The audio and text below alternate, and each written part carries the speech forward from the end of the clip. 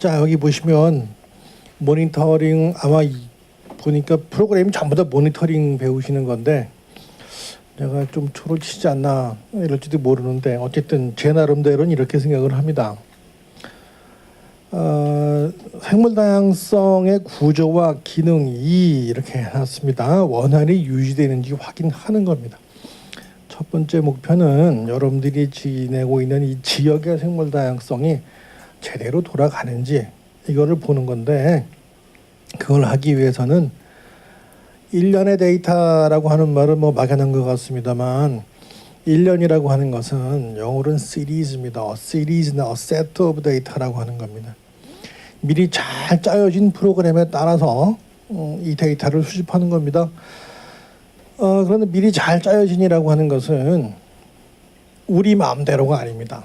이 지역에서 우리가 한번 이렇게 해보자 이래가지고 그냥 그렇게 하는 것이 아니라 공인된 인정할 수 있는 객관적인 이 프로그램들이 있습니다. 그 프로그램들에 의해서 이렇게 지속적으로 수집을 하는 과학적인 프로그램입니다. 내가 좋아서 하려면 하고 말고가 아니라 과학적으로 잘 짜여진 이런 프로그램들을 얘기하는 거죠. 자, 그러면 거기까지가 아주 본질적인 정의고요. 조금 더 연장해 본다고 한다면 그렇게 생물 다양성의 상태를 우리가 조금 점검을 해서 생물 다양성이 당초의 기능을 유지할 수 있도록 튠업을 해주는 거예요. 우리 자동차나 오디오 시스템 이런 거 가지고 가서 튠업하죠. 더 잘 되게. 마찬가지입니다.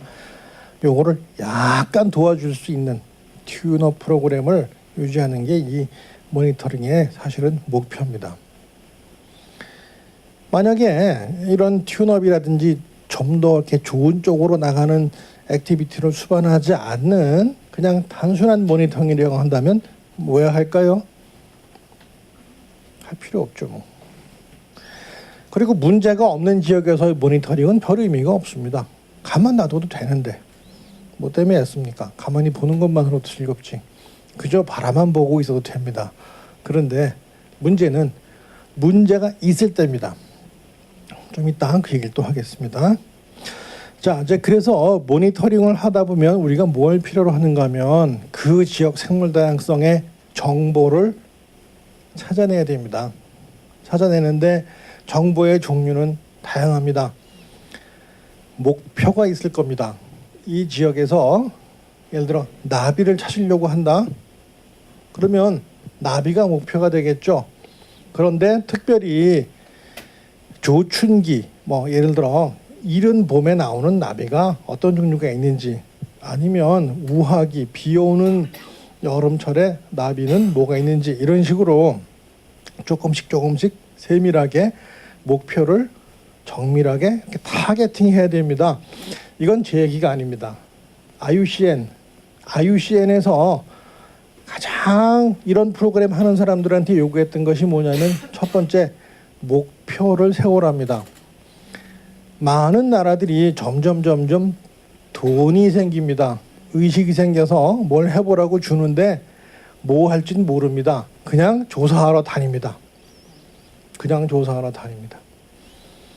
그런데 그것도 좋습니다. 뭐가 있는지 모르는 나라에선 그것도 중요하지만 조금 앞선 나라에서는 영원히 그 짓만 할 수는 없죠. 그것이 아니라 문제가 있는 지역을 해결하기 위해서 뭔가를 해야만 합니다. 그게 모니터링인데요. 첫 번째가 수집을 해야 됩니다. 정보를 컬렉션 하는 겁니다. 이건 여러 형태라고 그랬어요. 그러니까 표본을 채집할 수도 있어요. 예? 곤충 표본을 채집할 수도 있고요. 또는 정보를 수집할 수도 있어요.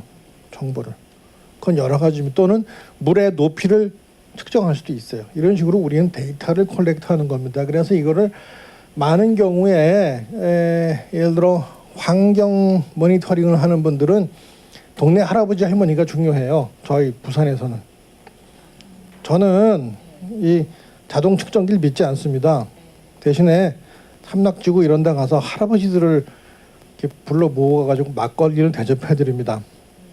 할아버지 그리고 며칠이도 가서 친해집니다. 그런 다음에 할아버지를 꼬십니다.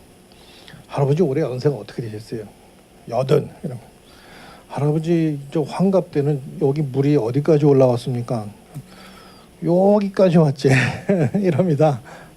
그건 70대는 어디 여기 그러면 그게 맞습니다. 크로스 체크합니다. 다른 할아버지한테 또 여쭤봅니다. 다 일치합니다. 할아버지들이. 그러면 물의 높이 이런 것들이 매우 역사적으로 히스토리컬하게 복원이 될 수가 있습니다. 이렇게 지금 지나간 것을 제가 다시 물을 끌어당겨 가지고 거기까지 오라고 할 수는 없는 거니까 할아버지들의 기억을 되살려서 객관적인 특정을 그런 식으로 복원을 할 필요가 있는 거죠. 그러면 어떻게 될까요? 지난 20년 동안의 물의 수량의 동태를 우리는 알 수가 있고 그걸 가지고 다시 미래를 예측할 수가 있게 되는 겁니다. 그 모니터링이 바로 그겁니다. 그 다음에 그걸 가지고 비교를 하는 거죠. 여러 할아버지들의 이야기를 이렇게 콜레이트 한다는 말이 있어요. 이거는 비교해서 이렇게 추려내는 겁니다. 이 과정이 필히 있어야 됩니다. 버릴 데이터는 버려야만 합니다. 그래서 객관화시키는 과정입니다. 그다음에 저희 같은 경우는 그래요. 사람 사체에서 벌도 나오고 나비도 나옵니다. 그럼 개들이 뭐 거기서 했겠습니까? 지나가다가 사람이 시체가 썩으면 아미노산이 많아요. 그죠? 시체 썩은 것이 액화되니까 그거 빨아먹으러 온 거예요. 그거 버려야 돼요. 그런 놈들은 전부 다. 그 객관화 시키는 거죠. 그렇게 마찬가지입니다. 이제 분석을 하게 됩니다. 그걸 가지고 우리가 아날라이즈 한다. 뭐 증권 아날리시스다. 뭐 이렇게 얘기하는데 이것도 사실은 여러 개를 객관화시켜서 이렇게 모아놓은 데이터를 가지고 잘 봐야죠. 자꾸 시체 얘기해서 죄송합니다만 이 불이 이렇게 밝고 여긴 불 없어요. 그런데 시체가 요 밑에 있는 놈이랑 요 밑에 있는 놈이랑 다릅니다. 온도가. 그러면 파리가 이쪽만 잔뜩 있고 이쪽에는 없어요. 그렇죠? 그러면 시체가 여러 구가 있으면 똑같은 시기에 대량 학살을 했다 그래도 이쪽에 있는 시체들은 파리들이 많고 여기는 없어요. 그러니까 아날라이즈는 그렇게 하는 겁니다. 주변의 환경을 고민을 해야 합니다. 그 데이터 자체 그것만 보는 것이 아니라 그것과 그것을 둘러싼 주변의 것들을 분석을 해야만 하는 거죠. 그러기 위해서 그때 모든 분석을 자기 머리에만 의존하는 것은 옳지가 않습니다. 그래서 분석 틀이라고 하는 것이 있어요. 그는 프로그램이나 그 어떤 논문이나 이런 데 보면 분석 틀들이 마련되어 있습니다. 그런 걸 참고로 하셔서 자기한테 맞도록 바꾸셔서 일정한 분석 틀을 적용을 해야만 하죠. 사실은. 자, 그 다음에 해석을 하는 겁니다. 해석은 여기 분석까지는 누구나 할 수 있지만 해석은 전문가들이 필요로 합니다. 그 분야의 전문가들이 이걸 한번 리딩을 읽어주는 거죠. 읽어주면 아 이거는 좀 뭐가 독특하다, 이상하다, 뭐 평균적이다. 이걸 이제 잡을 수가 있겠죠. 이 부분에서 이제 통계가 들어갈 수도 있습니다. 자, 그다음에 이제 정보를 가공한다, 프로세싱 시킨다라고 하는 것은 수요에 맞추는 거예요. 여러분들이 시흥에서 뭘 조사했다. 그래서 이런 과정을 거쳤다. 그러면 이게 도대체 무엇 때문에 우리가 했는가를 보시는 거죠. 개발하려고 하는데 개발하는 걸 막으려고 한 건지 아니면 이 지역에서 다른 지역으로 이 생태계를 그대로 복사해서 옮기려고 하는지 이 목적에 따라서 이 정보들을 가공을 시켜서 압축을 시킬 필요가 있죠. 근데 그렇게 하는 겁니다. 그리고 나서 이거를 갖다 정보로 진짜 우리가 쓸 수 있는 새로운 정보로 가공을 해서 생산해내는 거. 이게 상품화 시키는 겁니다. 이건 정보는 팔 수도 있어요. 이런 정보는. 이 팔 수 있다는 것은 이것은 시민단체에서 만든 이런 객관적이고 훌륭한 정보는 시청이나 또는 어떤 유관기관에서 이 정보를 살 수가 있죠. 우리가 연구비를 받을 수 있다는 겁니다. 이렇게 해서. 자, 이렇게 됩니다. 자, 그러면요. 우리가 가끔 삭걸리는 부분을 잠깐 얘기하겠습니다. 이 평가라고 하는 거를 합니다. 평가. 제가 여태까지 모니터링을 하는데 제가 지수 얘기를 하거나 해야 된다 안 한다 이런 얘기를 하지 않았습니다. 여태까지. 그죠? 이 평가라고 하는 것은 바로 그런 점수화 시킨다거나 품평을 한다거나 좋다 나쁘다를 한다거나 이런 얘기죠. 사실은. 그죠? 모니터링은 그렇게 평가를 하는 건 아닙니다. 사실을 찾아내고 경향과 동향을 추적하는 거죠. 사실은 매우 비슷합니다만 우리가 다루고 있는 목표나 공통적인 배경은 모니터링과 평가가 비슷합니다. 그런데 모니터링은 좋다 나쁘다를 하진 않습니다. 평가는 그것도 합니다. 그래서 기원은 같지만 결과는 다르게, 성격이나 방법은 다른 행위를 우리는 평가와 모니터링으로 하게 됩니다. 그래서 많은 경우에 모니터링을 하신다면서 평가를 합니다. 그럼 평가만 하신 거예요? 모니터링은 한 게 아니에요. 그죠? 모니터링된 결과를 가지고 평가를 하려고 노력을 해야만 합니다. 그죠? 자, 그래서 사실 평가라고 하는 것은 생태적인 목표와 실제, 우리로 치면 꿈과 이상이 있고 실제가 있잖아요. 그 차이를 찾는 게 평가입니다. 예를 들어 여러분들의 아이가 100점을 맞으면 좋겠는데 70점 맞아왔어요. 그럼 어떻게 됩니까? 30점이라고 하는 차이가 생깁니다. 가만 놔둡니까? 확 조져별라. 부산은 그래요. 확 조져별라 확 이러거든요. 그래서 깜짝 놀랐는데 애가 조질 데가 어디 있다고 조져. 그러는데 많은 친구들이 조집니다. 그런데요. 생각해 보십시오. 30점. 그런데 어떤 아이는 90점을 받았습니다. 그럼 어떨까요? 상대적으로 좀 기분이 좋겠죠. 100점 받으면 좋겠지만 그래도 90점이면 70점보다는 낫다 이렇게 됩니다. 그거는 우리는 뭐라고 얘기할까요? 현실과 이상의 차이가 크다 적다죠. 그죠? 여러분들이 원하는 서울대학을 보낼 수 있느냐, 연고도에 보내느냐, 인성을 하느냐, 뭐 이렇게 점점 저렇게 되죠. 그거 다 소용 없어요. 그거 다 소용 없습니다. 저는 말하는 대학 다 나왔습니다만 부산에 가서 그것도 섬에 있는 대학 교수하고 있습니다. 다 소용 없어요. 그거는 살아봐야 합니다. 그러니까 애 갈구지 마세요. 애는 아름답게 크는 게 최고입니다. 애가 행복한 거 아닌가 한번 생각해보고 갈구셔야 됩니다. 이제 그런데 어쨌든 이거를 보시면요, 그 차이 갭이 점수가 많이 벌어지면 제가 뭐라고 그랬습니까? 차이가 크다라고 얘기했죠. 그런데 그것이 뭘까요? 차이라고 하는 것이 생기면 그때부터 우리는 문제가 있다는 겁니다. 그죠? 우리가 이상적으로 생각하는 생태계가 있는데 막상 여러분들이 측정을 해보니까 그게 아니란 말이죠. 그럼 어떻게 될까요? 문제가 있는 거예요. 그런데 그걸 문제라고 여러분들이 보느냐 안 보느냐는 철학의 차이예요.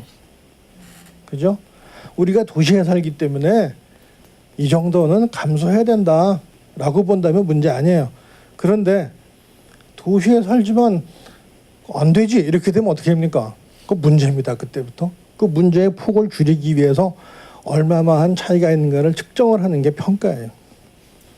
자, 이제 우리 조금 차이가 여러분들이 이제 짐작되시죠? 자, 그래서 우리는 모니터링의 종류를 제가 잠깐 말씀드리겠습니다. 평가가 아니라 모니터링입니다. 그래서 모니터링은 대체로 저는 세 가지로 이렇게 나눕니다. 그래서 첫 번째가 이 오지랖형이다 또는 호기심 발동형이다 그래요. 이거는 뭐냐면은 아무 문제 없는데 내가 혼자 지나가다 보니까 이 습지에 뭐가 있는지 알고 싶어지는 거예요. 우리 동네에 있기 때문에 내가 한번 해볼란다. 그럼 뭐 어째 뭐 내가 니들로 돈 달라 했나 내가 하겠다는데 왜 그러는데 뭐 이러는 거죠. 그래서 자기 돈으로 장화 사 신고 뭐 다 하는 겁니다. 예. 그래서 이런 경우는 정말 거기에 뭐가 있는지 없는지 정도 알고 이렇게 노력하기 위해서 개인이 또는 친구끼리 한번 해보는 게 이게 호기심 발동형이라는 거죠, 사실은. 그런데 점점 시간이 가면서 이 위임형 모니터링들이 나옵니다. 그리고 그런 걸 하고 싶어 합니다. 이게 뭐냐면 정부나 지자체나 어떤 기관에서 연구비 조사비를 주게 됩니다. 이럴 때 선진국에서는 뭘 요구하느냐? 노동을 요구합니다. 노동. 그게 무슨 얘기냐? 분석 틀을 줍니다. 이렇게 정부에서 요런 종 5종만 조사해달라. 기간은 12개월 동안. 그런데 조사하는 방법은 아침 7시, 저녁 5시에. 그리고 이렇게 쿼드라트 같은 거 사각형 떠가지고 이렇게 몇 번 5번 던져서 그 안에 있는 것만 기록해라. 이런 분석 틀을 딱 제시해 줍니다. 그런데 우리나라 같은 경우는 그냥 연금이만 덜렁 주고 언제 중간 보고서 그다음에 끝나면은 또 뭐 저 용역 최종 보고서 이런 거 내라고 그러잖아요. 발표하라고. 분석 틀 없잖아요. 그 안에. 그러니까 사실은 위임도 엄청난 위임이죠. 이건 책임을 전부 다 사실은 시민에게 미루는 거죠. 정해진 지침이 있을 때 우리는 사실은 이걸 위임형이다 이렇게 얘기하고, 여기서 관심을 갖는 거는 새로운 뭔가를 찾는데 관심이 없어요. 이 위임형들은 모니터링은 뭐에 관심이 있겠습니까? 더 나빠졌냐 좋아졌냐 이거밖에 관심이 없는 거예요. 물의 질이 예전보다 좋아졌냐 나빠졌냐 이거죠. 생물의 숫자가 5종이 그 중에서 한 종이라도 줄었냐 그냥 있느냐, 이게 관심인 거예요. 또 수은 이렇게 중독 이제 물고기 잡아가지고 부검했더니 수은 농도가 옛날보다 늘었냐 줄었냐 이것만 보는 거예요. 이게 뭐 이제 위임형 모니터링이에요. 그래서 목표 요소의 변화에 관심을 갖는 겁니다. 그리고 문제 해결형 퀘스천 드라이브이다 이렇게 되는 것은 이거 좀 힘들어요. 이거는 가설을 세웁니다. 가설이라는 게 어려운 거 아니에요. 내가 살던 어린 시절에는 이랬는데 이게 가설입니다. 지금은 그렇지 않다. 그렇거든요. 그걸 증명하는 겁니다.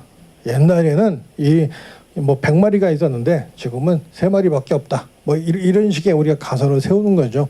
그러면 그게 맞나 틀리나 우리가 증명을 하는 게 이제 그겁니다. 그러니까 뭔가 목표를 우리가 과거에 이랬었는데 아니면 앞으로 이럴 건데 지금 내가 보기에 좋지 않은데 좋은데 이런 거를 정해 놓는 거예요. 이렇게. 자, 이제 그래서 이걸 가지고 우리는 가설 검증을 한다. 이렇게 들어가는 거죠. 이제 뭐 이런 말씀 들었을지 몰라요. 교수님도 오셔가지고 가설 검증한다는 얘기를 이제 했는지 모르겠는데 모니터링에서 이렇게 모니터링 프로그램의 일환으로 가설 검증이 들어갈 때 우리는 사실은 문제 해결형이라고 그래요. 지금 아까 우리가 문제는 뭐라고 그랬어요? 목표와 현실의 차이라고 그랬잖아요. 그 차이를 어떻게든지 간에 해결해 보겠다 이런 의지를 가지고 모니터링을 하는 거, 이게 이제 문제 해결형이죠. 그러기 위해서는 꼭 가설이 필요하다 이렇게 됩니다. 그다음에 이제 개념 모델이다 이런 얘기를 했어요. 이 개념 모델이란 말이 힘들죠. 보시기에 이해가 되십니까? 개념 모델은 뭘까요? 혹시 아시는 분?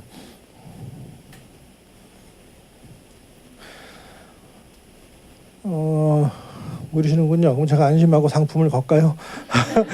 냉장고 하나 뭐 이러고 상품을 걸면, 개념 모델이라고 하는 것은 대체로 어렵게 생각할 필요 없습니다. 그림을 그릴 수 있으면 개념입니다.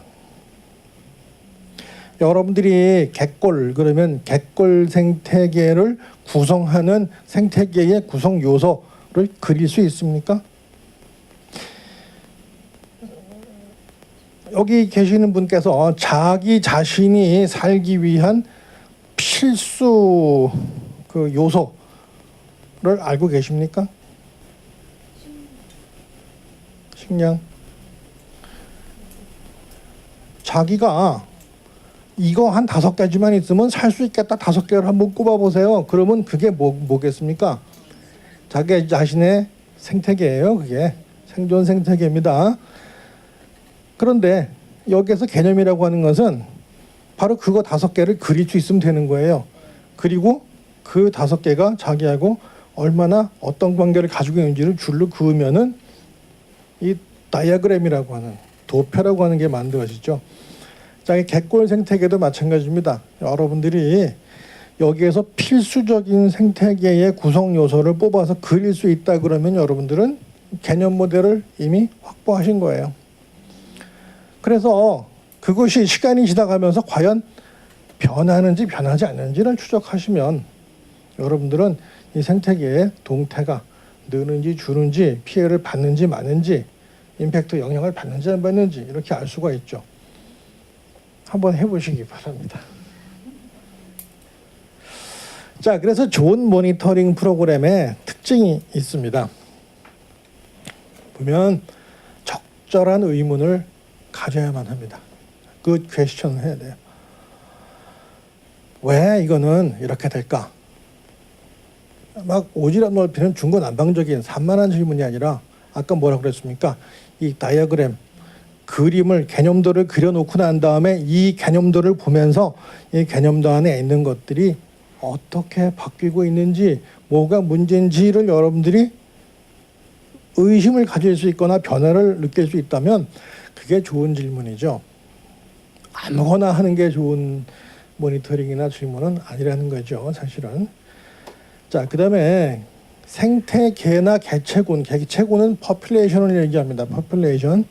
개체군이라고 하는 것은 생태계는 좀 많은 종류의 종들이 포함됩니다만 개체군은 같은 종류의 생물을 얘기합니다. 같은 종류의 생물, 동질한 생물들을 얘기하는 거죠. 노린재, 그러면 노린재 종류만 얘기하는 겁니다. 어쨌든 그것들의 개념 모델을 여러분들이 확보하시는 게 중요합니다. 여러분들이 다루고자 하는 생태계나 다루고자 하는 생물의 개념 모델을 잡는 거죠. 그러면 노린재 개념 모델을 어떻게 잡습니까? 이럴 수 있죠. 하다못해 월별로 잡아보세요. 몇 월 달에 노린재가 늘어나고 몇 월 달에 줄어들고 이랬다라고 한다면 자, 작년에 그랬는데 지금도 그런지를 보시면 됩니다. 한 2해 정도 그렇게 조사하시고 한 3번째 해부터는 이 노린재가 뭘 먹고 사는지를 조사하시면 됩니다. 그리고 그 다음 해부터는 뭘 먹고 사는지 아셨으면 그 식물이 느는지 주는지를 조사하시면 됩니다. 그러면 그 식물이 늘어난 해에 노린재도 늘었는지를 그 다음에는 또 조사할 수 있습니다. 자, 그러면 이 노린재 집단을 전체적으로 컨트롤하는 팩터가 어디에 있는지를 여러분들은 모니터링 하신 겁니다. 몇 년에 걸쳐가지고. 그럼 지역의 생물의 상호 간의 관계를 여러분들은 잘 다루신 거죠. 그것이 컨셉추얼 모델을 만드시는 방법입니다. 하나씩 쪼개야만 합니다. 저는 공부를 영국에서 했습니다. 생태학은. 근데 천만다행이었습니다. 미국으로 유학을 갔었으면 못했을 경험을 한 것이 뭐냐면 우리나라는 영국보다 식물의 숫자가 3배가 많습니다. 여러분들 바깥에만 나가도요, 동네 뒷산만 가도 정신이 없습니다. 생태계를 들다 보면 이게 뭐가 있는지도 모르고 뱀 나올까 봐 무섭고 막 이렇습니다. 그런데 영국은 여러분 제인 에어, 폭풍의 언덕 이런 소설들 보면은 히스라고 하는 식물들 많이 얘기해요. 히드. 이게 우리 정갱이도 안 되는 발목 높이 정도의 어느 식물들인데 시즌이 되면 카페트처럼 쫙 그냥 깔립니다. 그냥 거기에. 그 들판 전체가 전부 다 그 식물로 쫙. 근데 가만히 나가서 이렇게 보고 있으면요, 토끼띠 갑니다, 여우띠 갑니다, 매 날라옵니다. 다 보입니다. 워낙 생태계가 단순하기 때문에 거기서는 생태계라고 하는 것을 연구하기 딱 맞는 거예요. 근데 우린 너무 복잡해요. 복잡해서 맨정신 가지고 그건 못해요. 그러니까 제가 그러잖아요. 불 질러야 된다고 그러잖아요. 자꾸. 불을 확 질러가지고 땅을 좀 사서 내가 우리 학생들한테 야, 이놈 자식들 너 돈 많냐? 내가 물어보면 돈 없는데요. 야, 아버지 전화로 가지고 땅 뭐 한 1000평만 사서 불 확 좀 지르자고 좀 해봐라. 우리 학생들 친해요. 아버지들도 와서 같이 채집도 하고 막 이러는데 그 아버지들이 야, 이거 해보니까 정말 1000평은 불 질러야겠네. 진짜 야, 이거 필요합니다. 이런 얘기들 하거든요. 그러니까 아들이 뭐 하는지 이해하니까 이 학생들 공부하는데 마음 편하게. 제가 얘기했잖아요. 18년 동안 주저앉은 놈이 박사 따고도 안 나가고 버텨요. 자기는. 그런 애가 있는데 아버지도 그냥 버티라고 그래요. 거기서. 그렇습니다. 이 개념 모델을 만들어서 우리는 어떤 지역을 이렇게 이해하기 쉽도록 축소시키고 압축시키고 이렇게 할 필요가 있죠. 자, 그러고 난 다음에 좋은 또 프로그램이 되기 위해서는 뭐가 필요한가 하면 이 파트너십이 필요합니다. 과학자, 그다음에 정책 결정자, 관리자, 이런 여러분들이죠. 이런 사람들 간에 파트너십이 이렇게 끈끈하게 형성돼야 돼요. 끈끈하게. 그 이제 정책 결정자들한테 제가 가끔 그런 얘기를 합니다. 돌탱이들 이럽니다. 아무리 좋은 얘기를 해도 몰라줍니다. 행정하신 시장님들 몰라줍니다. 무슨 얘기인지. 우리 구청장님들 몰라요. 그래서 제가 여러분들 이제 시민단체 교육할 때 원칙을 가끔 키스 프린시플이라는 걸 얘기합니다. 키스 프린시플. 물론 여러분들 좀 되는 미모를 가지고 가서 누군가에게 뽀뽀해 주면은 뭐 뭔들 못 하겠습니까? 우리는 그거는 미인계라고 합니다. 그죠? 저는 미인계를 얘기하는 게 아닙니다. 혼자 분리하시겠습니다. 그런데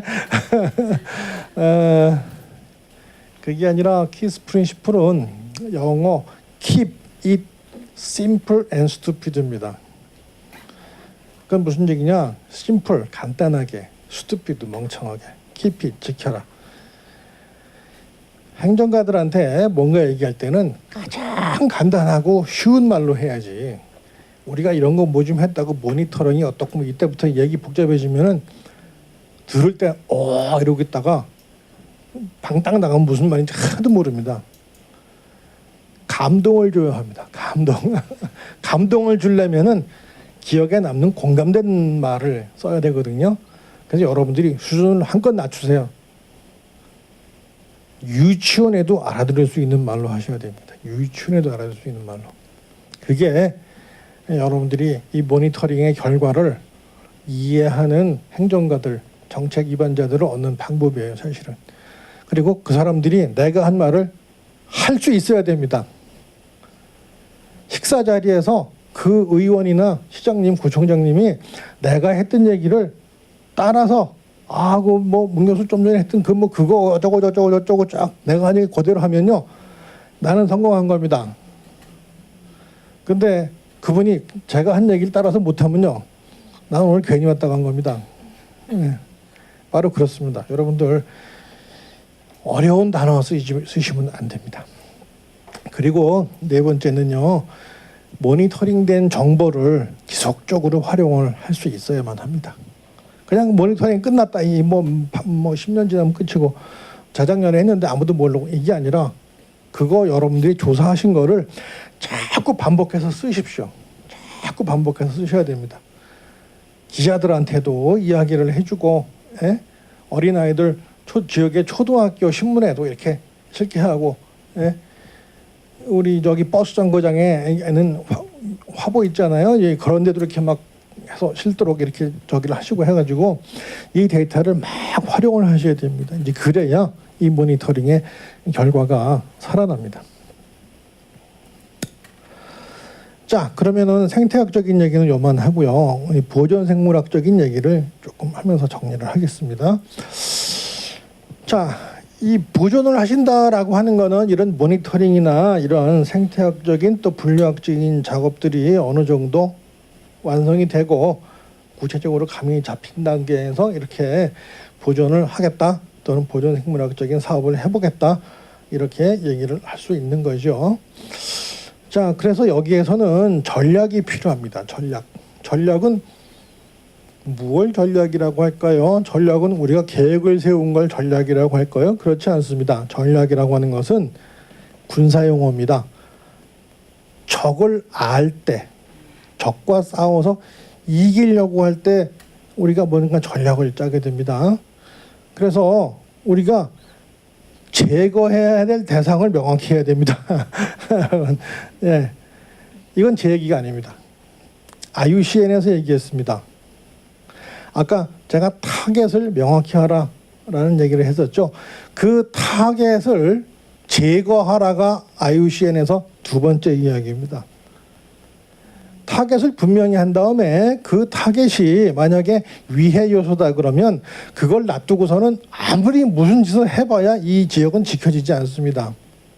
따라서 이 지역에 생물상에 위해가 되는 요소가 있다면 그거를 제거시켜야 됩니다. 첫 번째 작업이 그거를 제거하는 겁니다. 이거는 위기라고 하는 말과도 비슷합니다. 위기. 뭐가 위기일까요? 위기는 원래 그 그리스의 의학 용어입니다. 그리스에서는 의사들이 모여서 집단 의료 체제를 가지고 있었습니다. 그래서 환자가 아파서 오면 의사가 여러 명이 그 방에 들어가서 이렇게 진료를 합니다. 그래가지고 옆방으로 가가지고 의사들이 서로 상의를 합니다. 아, 내가 봤더니 이거 탈자인 것 같은데, 아니 내가 봤더니 맹자인 것 같은데, 이래가지고 여러 명이 상의를 해서 결론을 냅니다. 그런데 그러면 어떻게 됩니까? 큰일 났다. 너 이제 죽게 생겼다까지 되는 거 아니에요? 위기잖아요, 이게 지금. 그런데 여기에서 위기는 그걸로 끝나는 게 아니라 그래서 어떻게 치료를 해야겠다까지 얘기합니다, 이 사람들은. 그래서 크라이시스, 위기라고 하는 그리스 의학 용어에는 큰일 났다. 그래서 어떡할래? 까지가 들어가는 게 이 크라이시스입니다, 사실은. 네, 대책까지 들어가는 거죠. 자, 그렇다면 여기서 얘기하는 스트라티지라고 하는 것은 무엇일까요? 바로 위기를 넘어선 어떤 전략적으로 우리가 뭔가를 해결할 수 있는 그런 것을 짜내는 것을 얘기하는 거죠. 특별한 목표를 우리는 세우고 그걸 달성하려고 하는 거. 위해 요소를 제거하려고 하는 거. 이런 것들이 이제 전략에 포함되는 것이 맞겠죠. 맞습니다. 이렇게 호주 생물 다양성 보존 전략, 지구 식물 보존 전략, 세계 보존 전략 이런 식으로 해가지고 각국에서 어떤 세계 은행에서 무수히 많은 전략을 내고 있습니다. 그런데 우리는 전략이란 말은 별로 사용을 안 합니다. 김정은이 놀랄까봐 그러는지 어쨌든 간에 얘기를 안 합니다. 그러나 보존이라고 하는 문제는 앞쪽에서 분류, 생태 이야기를 했습니다만 이거는 좀 독특합니다. 분류나 보존은 저희 교수 입장에서는 논문을 쓸 수가 생태는 논문을 쓸 수가 있는데 보존은 논문을 써도 필요 없을 때가 있습니다. 왜 그럴까요? 만약에 중국에 팬더가 한 마리가 남았는데 그놈이 죽었다고 그러면 어떻게 될까요? 어저께 나는 지금 세계적인 잡지에 논문을 실었는데 그놈이 오늘 죽어요. 그럼 내 논문은 필요 없는 겁니다. 노벨상 후보까지 갔는데 삽시간에 내 논문은 없어지는 겁니다. 필요 없습니다. 보존은 바로 그런 겁니다. 보존은 지극히 현실적인 부분입니다. 그래서 단순히 여러분들이 생각하기에 우리가 할 수 있다. 여러분 시민이 할 수 있다. 그렇게만도 아니고 교수가 할 수 있다. 이것만도 아니고 정부가 할 수 있다. 이것만도 아닙니다. 이거는 정말 자연이 허락을 해주고 살아남아줘야 되는 겁니다. 사실은. 우리가 노력을 할 때 자연이 뭘 해줘야 돼요. 그래서 이 과학이란 말만 쓰지 않습니다. 이 지혜라는 말을 제가 썼습니다. 그래서 이 과학과 지혜가 사실은 결합을 해야 할 수 있는 것이 이제 보존 분야가 되겠죠. 자, 그래서 어쨌든 간에 이 보존 분야는 장기적으로는 지속 가능성, 단기적으로는 최대 효과를 추구하는 이런 쪽으로 나가야죠. 그래서 이런 말을 굉장히 좋아하더라고요. 지표종, 우산종, 초속종, 먹이망, 서식지, 천이 이런 거를 쓰고 싶어 해요. 많은 지역사회에서 이런 걸 쓰고 싶어 합니다. 그런데 플래그십, 기대종 이런 말도 쓰고 싶어 하고 그래요. 플래그십은 학술적인 얘기는 아닙니다. 그는 오히려 사회적인 용어라고 할 수가 있습니다. 여기서는 차라리 우산종이라는 말이 맞습니다. 우산종이라고 하는 것은 엄브렐라 스페시스라고 하는 것은 그놈 하나를 지킴으로써 그 밑에 딸려있는 모든 종들을 지켜낼 수 있는 이 포괄적인 종 개념이죠, 사실은. 그래서 먹이망이라고 치면 최정점에 있는 생물을 지킴으로써 그 아래의 생물들을 지켜낸다. 이런 개념을 갖게 되는 거죠. 플래그십이라고 하는 것은 제가 잘 이해를 못합니다. 그러나 아마 그게 가장 두드러지게 눈에 나타나는 놈을 지킴으로써 다른 놈을 지킨다. 그런 개념일 거예요. 그런데 아직까지 생태학계에서는 그것은 공식적으로 다루지 않습니다. 독특한 용어를 사용하는 건 좋은데 그 용어를 사용할 때는 그 용어를 지지하는 여러 타당한 그 백그라운드 스터디가 연구가 있는지 없는지를 검토한 다음에 해야만 합니다. 그건 조금 고민할 필요가 있죠. 자, 그 다음에 이거는 뭐 국가가 전체적으로 이제 생물 다양성 보존 계획을 짰습니다. 이제 그러면 그거를 지역적으로 합의를 도출해내도록 여러분들은 노력을 하셔야죠, 사실은. 국가는 국가대로, 지역은 지역대로 이렇게 막 우리는 굴러가는 경향이 많아요. 근데 그거는 옳지가 않습니다. 이제 모자이크처럼 잘 잘라서 여러분들은 여러분들의 생물 다양성 보존 지분을 요구해야만 합니다. 상위 지자체에 이것을 요구해야죠. 자, 그런데 아까 모니터링을 얘기하다가 이쪽으로 보존으로 넘어왔습니다만 보존에서 그 모니터링을 좀 더 적극적으로 활용하는 예를 잠깐 말씀을 드리겠습니다. 생물 기록이란 말을 씁니다. Biological Recording이라고 하는 말이 있는데 지금 이것은 영국의 한 부분인데 동그라미 큰 거, 중간 작은 거, 아무것도 없는 지역들이 이렇게 있습니다. 이것은 이 큰 지역일수록 어떤 생물이 많이 있고 중간 작은 거, 그다음에 아예 없는 거 이런 식의 이제 모니터링을 해낸 것이죠. 이런 식으로 이렇게 모니터링한 결과를 지도화시키고 데이터베이스화 시키면 여러분들은 이 빈자리에 복원 사업을 할 수가 있어요. 그리고 네트워크를 만들 수가 있습니다. 가장 많이 있는 지역을 중심으로 이런 지역들에서 그 옆에 없는 지역으로 이렇게 전파시키는 작업을 하겠다는 이론적 타당성을 갖게 됩니다. 그죠? 이건 뭐 누가 봐도 그렇게 할 수 있죠. 베를린 같은 곳에 가면 핑거 플랜이라는 게 있습니다. 도시 외곽에 있는 산을 이렇게 손가락처럼 도시 안으로 푹 끌어들였어요. 나무, 숲을 끌어들였어요. 그래가지고 외곽에 있는 생물들을 베를린시 안쪽까지 이렇게 연장시켜주는 겁니다. 이동 통로를 만들어주는 겁니다. 왔다 갔다 하게. 그래서 사람들은 그 사이사이에 들어가 살게 되는 거죠. 이렇게. 그럼 자연 속에 사는 이런 도시가 되게 되겠죠. 그 마찬가지입니다. 열점, 핫스포트, 생물이 많은 지역들에서 없는 지역으로 이렇게 끌어들여주는 이런 것들을 우리가 생각할 수가 있죠. 자, 이런 식이 됩니다. 이제 영국입니다. 제가 영국을 즐겨 쓰는 건 제가 공부를 해서도 있지만 우리나라랑 비슷합니다. 이게 우리나라 지도 자체가.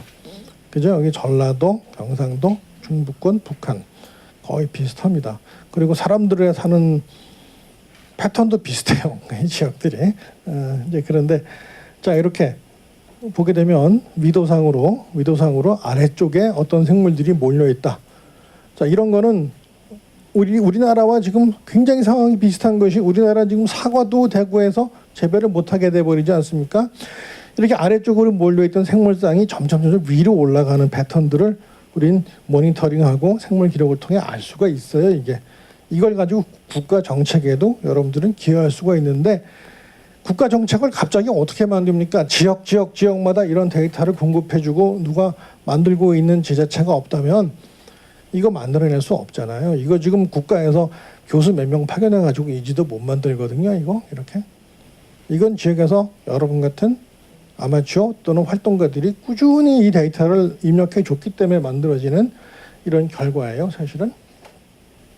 이건 이렇게 되면 파란색, 빨간색으로 연도별로 차이가 나는 거를 또 이렇게 측정해낼 수가 있죠. 자, 이거는 뭐 일본입니다. 일본에서 이런 식으로 또 이렇게 하고 있어요. 뭐 지금 방사능 때문에 난리가 나 있습니다만 어쨌든 간에 그 전까지는 이런 식으로 꾸준히 격자화된 지도를 가지고 이렇게 지역 관리를 하고 있는 나라입니다. 자, 그래서 이건 아까 얘기했던 것입니다. 생물 기록은 아까 제가 얘기했던 것처럼 모니터링을 하는 몇 가지 방법들을 이제 적어놨습니다. 수집, 대조한다, 분석, 해석, 가공, 마른 작업 이걸 얘기를 했었습니다. 자, 그래서 이 생물 기록을 통해서 여러분들은 보존 사업의 방향을 제시하면 굉장히 강력한 파워풀한 툴을 여러분들이 얻게 되는 겁니다. 그냥 내가 하고 싶다 이래가지고 내고 내가 힘이 있으니까 이게 아니라 객관적인 데이터를 가지고 설득을 할 수 있게 되는 거죠. 사실은 우리나라는 그게 가장 지금 부족합니다. 환경부를 가도 그렇고 어디를 가도 그렇고 이게 다 부족하죠. 저희 저 부산 영도구입니다. 저희 대학이 영도구의 국회의원이 김무성 의원입니다. 지금 보궐선거를 통해서 됐죠. 뭐가 좀 될까요? 바로 그 얘기죠. 정치적으로 힘이 있으면 뭐가 될까요? 그거는 옳지 않은 얘기죠. 사실은 필요에 의해서 뭐가 이루어지는 나라가, 통계에 의해서 뭐가 이루어지는 나라가 돼야 될 겁니다. 그러나 생물 기록은 여러분들이 들이대면 할 수 없습니다. 이거는 여러분들이 이런 꾸준한 생물 기록을 통해서 상황이 이렇다라고 들이대면 여러분들이 가장 먼저 이런 일을 할 수 있게 되는 거죠. 자, 이거 지금 시민들이 훈련받으러 한 겁니다. 이제 파라텍소노미 배우러 한 거죠. 그래서 이건 사실은 과학만으로 해결되는 게 아니다. 사실은 시민의 참여와 역할이 굉장히 절실하다. 이런 것을 이제 얘기하고 싶어서 이렇게 했습니다. 저는 이거를 가끔씩 씁니다만 일본입니다. 일본의 이제 반딧불입니다. 제가 우리나라 반딧불이 협회 부회장이에요. 별 오지랖 다 하죠. 일본에서 반딧불이 상도 받고 막 그랬어요. 근데 상을 받으면서도 이제 창피한 게 뭐냐면은 일본 사람들이 이거 하는데 한 20년, 지금으로 치면 한 3, 4년 걸려가지고 이런 일들을 했습니다. 반딧불이 복원하는데 20년 넘게 걸렸습니다. 전부 다. 언제 반딧불이만 말씀드릴 기회가 있으면 제가 슬라이드를 몇 시간을 보여드릴 수 있을 정도로 제가 찍어놨는데, 이 사람들 반딧불이 없는데 한 10마리 있는데 이렇게 가가지고 해마다 한 10마리씩 풀어놓고 딴 데서 얻어다가 비슷한 놈으로 이렇게 해서 시간이 지나가면서 자꾸 늘어나서 이제는 반딧불이 축제를 하게 된 거예요. 전국에 반딧불이 보호단체가 200개가 넘습니다.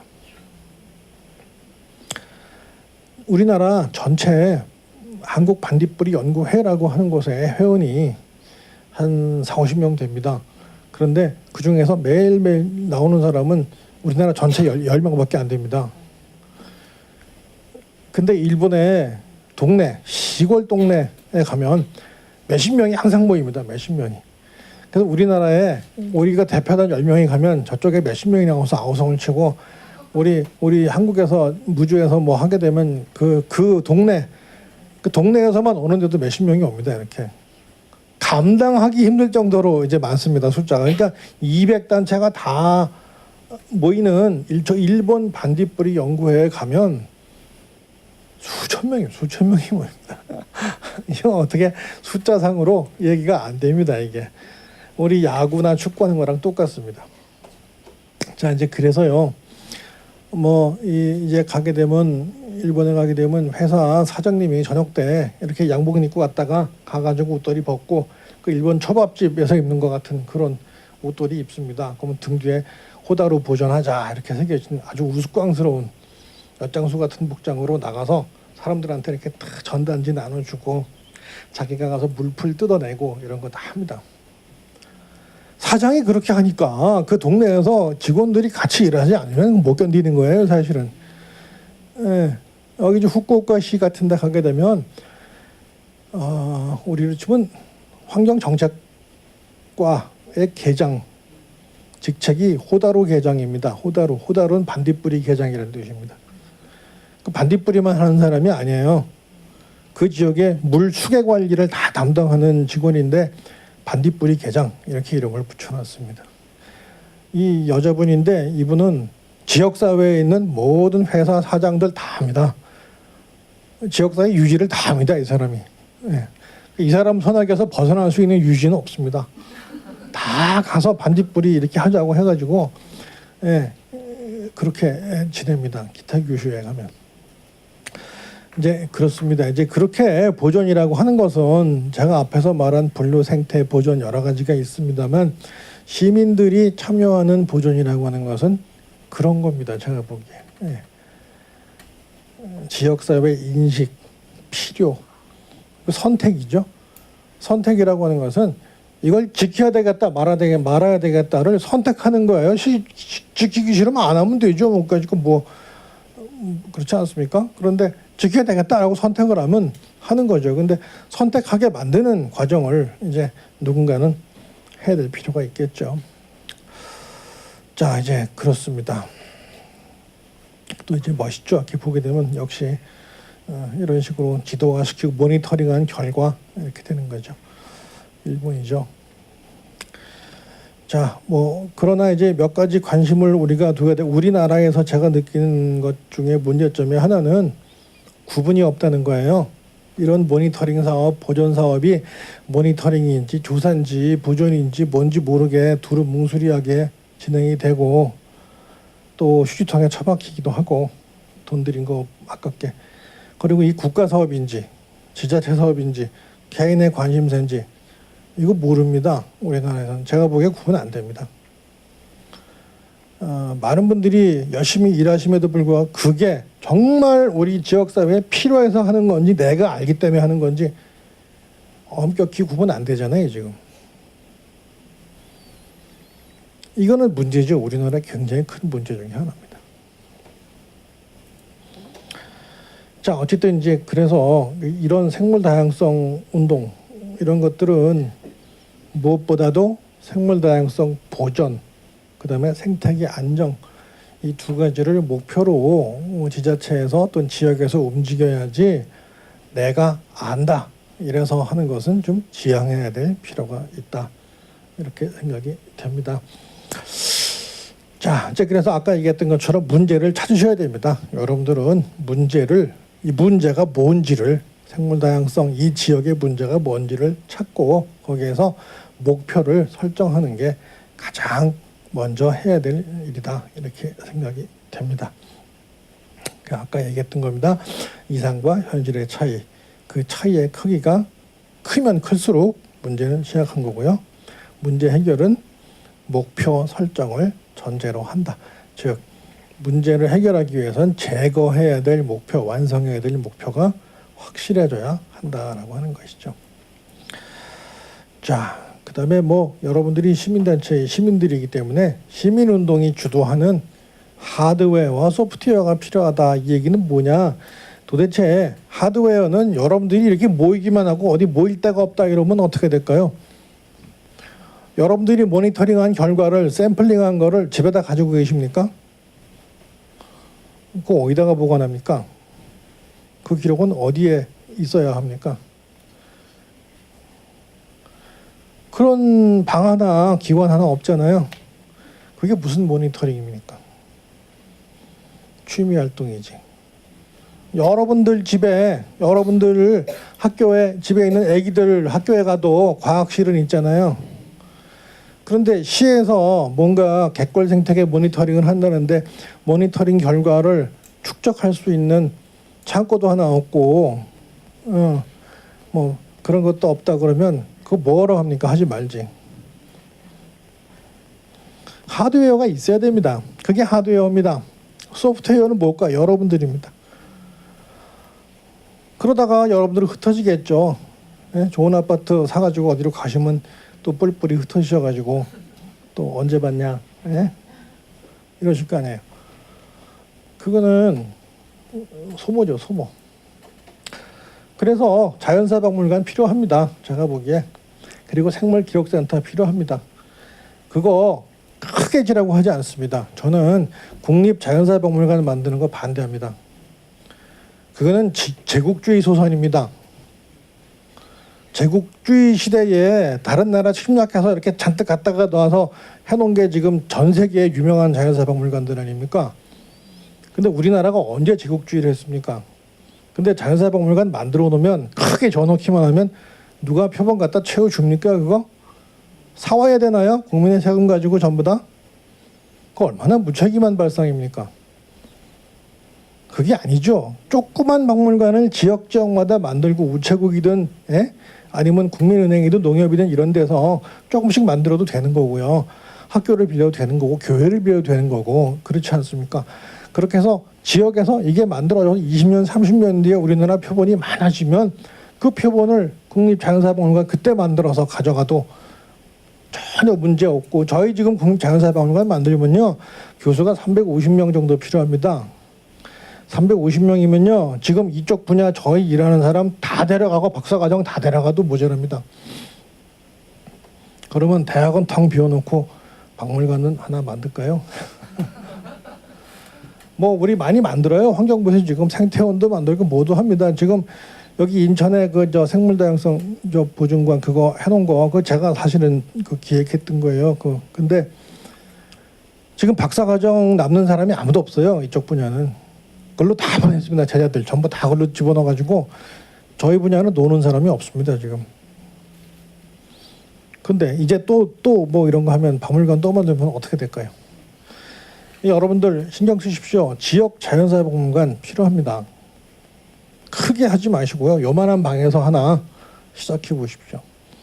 그래서 생물기록센터 필요합니다. 요만한 방에 컴퓨터 집어넣고 여러분 샘플한 거 갖다 보관만 할 수 있어도 이거는 됩니다. 요거 방 2개 시흥해서 어떻게 구할 수 없을까요? 텐트를 치든지 그거를 안산, 시흥 여기 뭐 다 이렇게 해서 연결을 하게 되면 이거는 상당히 좋은 네트워크가 형성될 수가 있죠. 네. 자, 그렇습니다. 이게 자연사박물관입니다. 위에 거 런던, 밑에 거 파리, 뭐 이제 그렇게 되죠.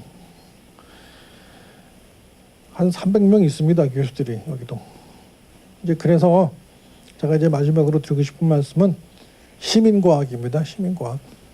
여러분들이 하는 이런 과학을 시티즌 사이언스라고 그래가지고 외국에서는 합니다. 하나의 일정한 분야로 떠오릅니다. 여러분들이 하시는 것을 인정받고 객관적으로 시민운동의 활성화를 위한 중요한 방법 중에 하나로 시민과학 운동이 일어나고 있습니다. 그래서 이런 거를 좀 해보셨으면 좋겠다라는 게 제 생각입니다. 슬라이드 더 넘기면 말 길어집니다. 그래서 시간이 딱 50분 됐습니다. 그래서 오늘 이 정도 하겠습니다.